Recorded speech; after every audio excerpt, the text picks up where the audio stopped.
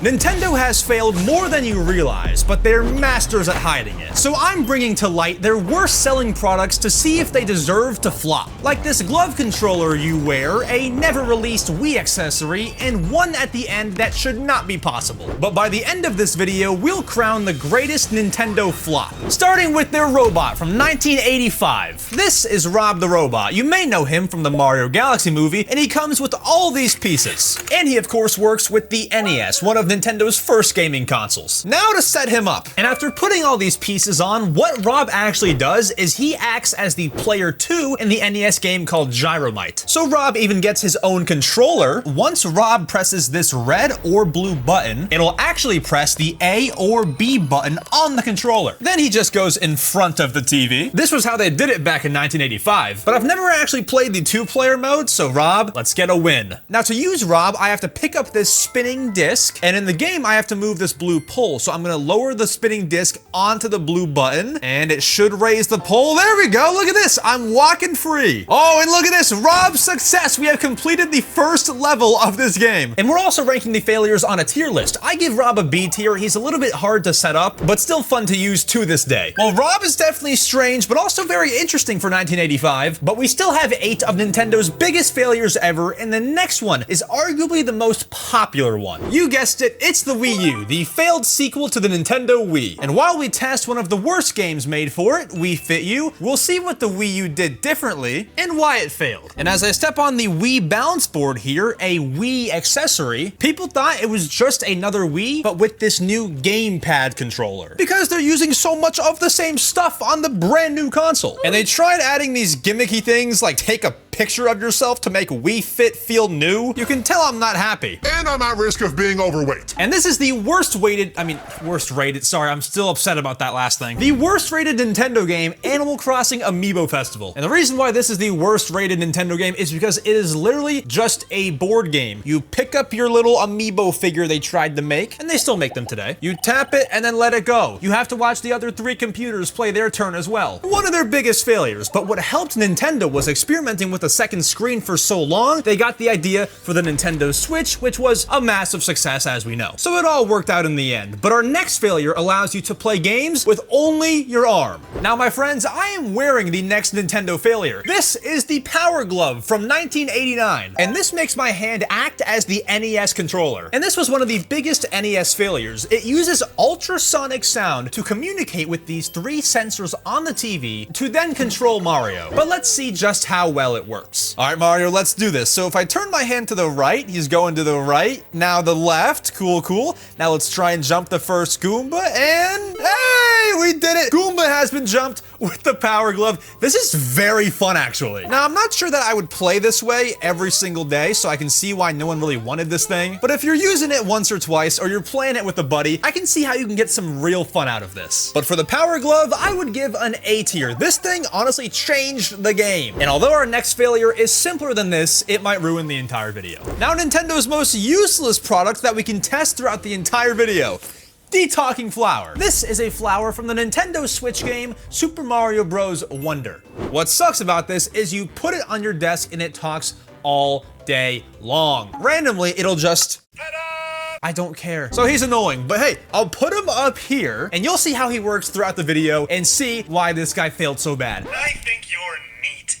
I think you're awful. F tier. But our next failure, Nintendo just brought back to the modern day. You can buy it right now, even though it's old. But that does not make it good. This is virtual reality before virtual reality ever existed. It is Nintendo's Virtual Boy. You look into this headset and see a red and black video game. And they recently made a version where you can put your Nintendo Switch 2 in there and relive the good old days. They weren't good days. In fact, there were only 22 official games released, with 14 being available in America. How depressing. And so right now I'm in a game of Mario Tennis, and what's even cooler that I did not mention yet, this tennis game looks 3D, like it's popping out at my face. But the biggest problem is this is hurting my head. The red and black, looking into these goggles, I'm not having fun here. I'd rather look at a TV screen. It's kind of one of those things where you have to see it yourself, but I just could not play this for a long time, and I see why it miserably failed. I couldn't give it anything but an F tier, but at least Nintendo tried here. Our next failure player is missing so many features from what made it a good Nintendo console. It actually feels like a crime. Now we have a Wii, but not just a Wii Mini. Why did the Wii succeed and the Wii Mini failed? No Wi-Fi, no multiplayer, no digital downloads, no streaming apps like Netflix, no internet browsing. Is that it? Oh. No SD card slot! What can you do on the Wii Mini? Play a game or make a Mii? Now you might ask me, Max, there had to have been a price difference, right? Well, the original Wii was $250 and the Wii Mini was only $100.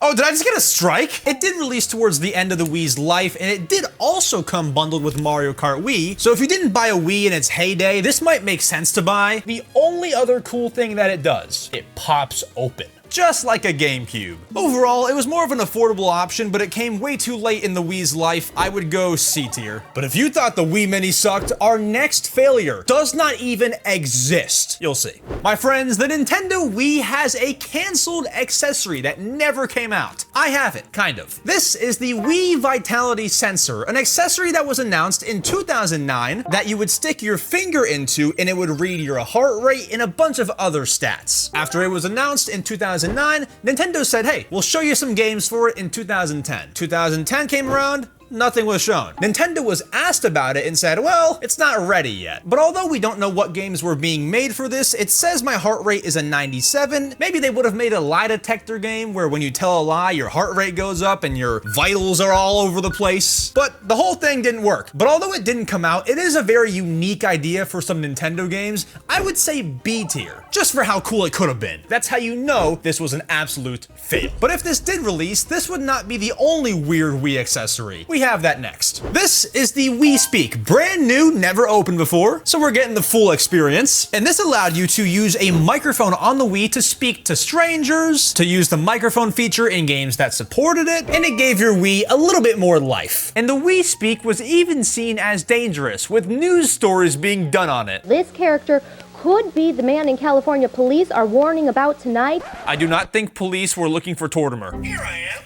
Shut up. And there are actually stickers you can unpeel that make it stick to our sensor bar up here. And with it set up on the top of the sensor bar, the game that we'll be testing it with is Wheel of Fortune. Okay. I can't make jokes today. So if you are not using the Wii Speak to talk to other people online, you can use it in a game like Wheel of Fortune and give your contestant on the game show a voice. So I'm actually gonna grab the microphone and record something that my contestant will say whenever he wins. And I have to make a happy sound and a sad sound. We will see how the audio quality is. Time to record my happy sound. Woo! And my sad sound.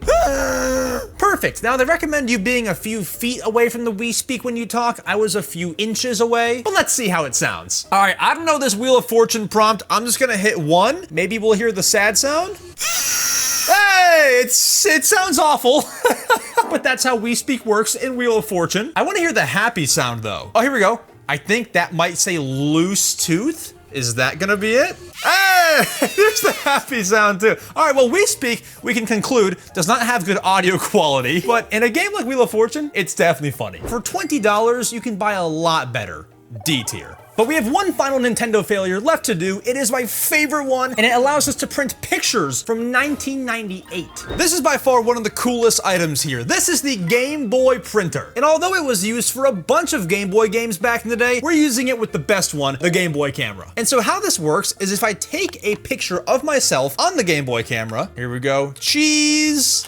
Looking quality. Now that we have that picture, I'm going to go to View, select that photo, then we can hit the print option. Now what makes the Game Boy printer so cool is it actually uses no ink like a normal printer does. The Game Boy printer uses thermal energy and puts different temperatures on the paper, which prints the dark spots of the picture and the light spots. Then it comes out a completed picture. So once it's plugged in and powered on, I will hit the print option, and now we wait. Come on, come on. It's printing slowly. It does take a little bit. I can see it coming out. Oh snap. I see my eyes. Come on, Game Boy printer. And it's all done. There's a spot to rip off your paper, and just like that, you can see my face printed on the Game Boy printer paper. And so you could print a bunch of different things, Mario pictures, Pokemon, but my favorite use is by far with the Game Boy camera. So now I'll go hang this on my fridge. I give the Game Boy printer an absolute S tier. It's fun for me today. Imagine what it was back in the day, which would mean the only S tier of the video, the Game Boy printer wins as the best Nintendo failure. It did not sell well. But if you're tired of failures, go watch this video where I tested Nintendo Switch 2 life hacks. You'll use them.